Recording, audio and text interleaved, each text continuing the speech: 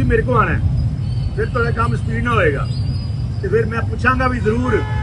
ਕਬਜ਼ਾ ਮਾਫੀਆ ਸੁਣ ਲਓ, ਹਰ ਮਰਲੇ ਦੇ ਪਿੱਛੇ ਆਰਪੀਓ ਫੈਸਲਾਬਾਦ ਸੁਹੇਲ ਅਖਤਰ ਸੁਖੇਰਾ ਖਲੋਤਾ ਹੋਇਆ ਜੇ।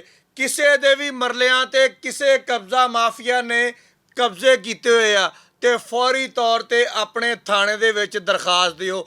ਅਗਰ ਤੁਹਾਡਾ ਐਸਐਚਓ ਤੁਹਾਡੀ ਗੱਲ ਨਹੀਂ ਸੁਣਦਾ ਤੇ ਆਰਪੀਓ ਫੈਸਲਾਬਾਦ ਦਾ ਦਫ਼ਤਰ ਤੁਹਾਡੇ ਵਾਸਤੇ ਖੁੱਲਾ ਹੋਇਆ ਜੇ।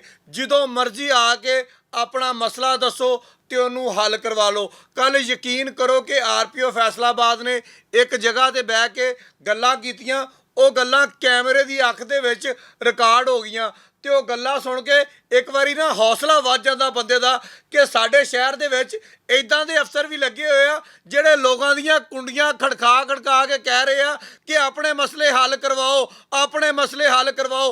आपने थाने में जाना है, एसएचओ साहब से मिलना है।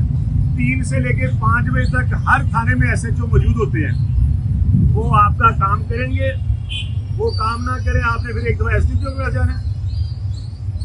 अगर वहां पे भी नहीं होता फिर तुम मेरे को आना है, फिर ਤੁਹਾਡਾ ਕੰਮ ਸਪੀਡ ਨਾਲ ਹੋਏਗਾ ਤੇ ਫਿਰ ਮੈਂ ਪੁੱਛਾਂਗਾ ਵੀ ਜ਼ਰੂਰ ਕਿ ਇਹ ਬੰਦਾ ਜਿਹਨੇ ਆਪਣਾ ਪੇਟ ਕੱਟ ਕੇ ਆਪਣੇ ਅਰਮਾਨਾਂ ਦਾ ਖਵਾਹਿਸ਼ਾਂ ਦਾ ਫੋਨ ਕਰਕੇ ਆਪਣੇ ਬੱਚਿਆਂ ਵਾਸਤੇ 2 ਮਰਲੇ ਦੀ ਛੱਤ ਲੈਣ ਦੀ ਕੋਸ਼ਿਸ਼ ਕੀਤੀ ਹੈ, ਉਹ ਨਾਸੂਰ ਜਿਹੜਾ ਉਸ ਬੰਦੇ ਨਾਲ ਫਰਾਡ ਕਰ ਰਿਹਾ ਹੈ ਉਸ ਨੂੰ ਅਸੀਂ ਕੋਈ ਰਿਆਇਤ ਨਹੀਂ ਦੇਣੀ। ਆਰਪੀਓ ਸਾਹਿਬ ਕਹਿੰਦੇ ਨੇ ਕਿ ਇੱਕ ਬੰਦਾ ਸਾਰੀ ਉਮਰ ਆਪਣੇ ਬੱਚਿਆਂ ਦੀ ਛੱਤ ਬਣਾਉਂਦਾ, ਆਪਣੀ ਬੁੱਢੀ ਦੀਆਂ ਵਾਲੀਆਂ ਵੇਚਦਾ, ਆਪਣੀ ਮਾਂ ਦੇ ਕੜੇ ਵੇਚਦਾ, ਫਿਰ ਜਾ ਕੇ 2 ਮਰਲੇ ਦੀ ਛੱਤ ਬਣਾਉਂਦਾ। ਇੱਕ ਅਮੀਰਜ਼ਾਦਾ ਆਂਦਾ ਉਹਦੇ 2 ਮਰਲਿਆਂ ਤੇ ਕਬਜ਼ਾ ਕਰ ਲੈਂਦਾ, ਇੱਕ ਅਮੀਰਜ਼ਾਦਾ ਆਂਦਾ ਉਹਦੇ ਨਾਲ ਫਰਾਡ ਕਰ ਲੈਂਦਾ। ਇਹ ਅਮੀਰਜ਼ਾਦਿਆਂ ਦਾ ਹੁਣ ਫਰਾਡ ਬਿਲकुल नहीं चलना। गरीब बंदा जिद को 2 मरले आ, जिद को 2.5 मरले आ, जिद को 1.5 मरला वा, अगर किसी ने ਉਹਦੇ ਨਾਲ ਜ਼ਿਆਦਤੀ ਕੀਤੀ ਤੇ ਮੇਰੇ ਦਰਵਾਜ਼ੇ ਖੁੱਲੇ ਹੋਏ ਆ। ਉਹ ਬੰਦੇ ਫੌਰੀ ਤੌਰ ਤੇ ਮੇਰੇ ਕੋਲ ਆਣ, ਉਹਨਾਂ ਦੇ ਮਸਲੇ ਮਸਾਇਲ ਫੌਰੀ ਤੌਰ ਤੇ ਹੱਲ ਕੀਤੇ ਜਾਣਗੇ।